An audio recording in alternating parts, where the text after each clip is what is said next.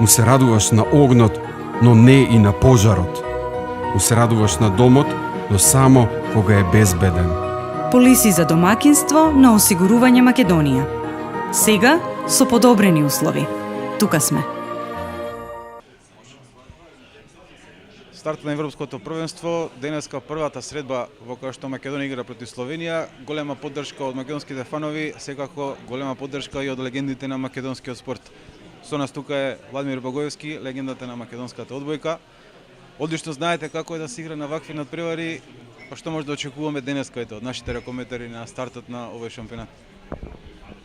Па пред се поздрав до сите наши гледачи, слушатели, и јас сум само еден од оние 2.500-3.000 македонци што ќе бидат денеска присутни и не само денеска, но и стекот на овие надпревари од првиот дел што се играат овде во Загреб.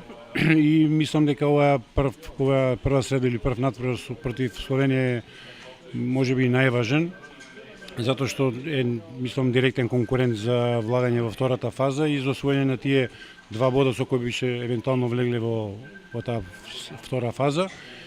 И ако се победи Словенија, мислам дека имаме големи шанси не само да влеземе во вториот круг, но да идеме и многу подалеку и да не кажам во првите 6 или да Боже меѓу првите 4. Македонскиот олимписки комитет секогаш е поддршка за нашиот спорт, секако и за македонскиот ракомет. Почнуваме еден нов циклус во кој што секако ќе се бараат оние резултати на следните две надпреварувања за пласман во Токио. Можеме ли да стигнеме до едно такво надпреварување?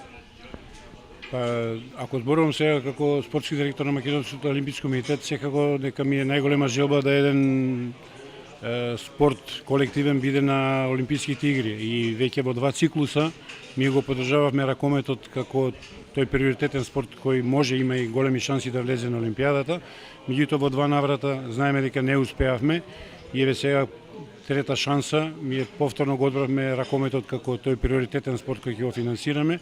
Имаме одобрени средства од Меѓународниот олимписки комитет во овие наредни години, даваме поддршка на Ракометниот сојуз, на Ракометната федерација за нивни припреми и што подобро учество на овие големи манифестации со една единствена цел за 2020 година ракометот биде присутен на олимпискиот турнир.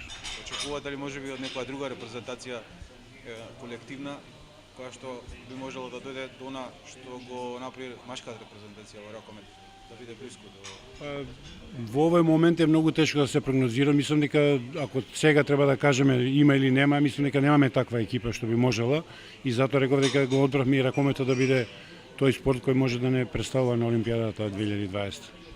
Благодарам многу, па да ги видиме момците во 2020 година во Токио.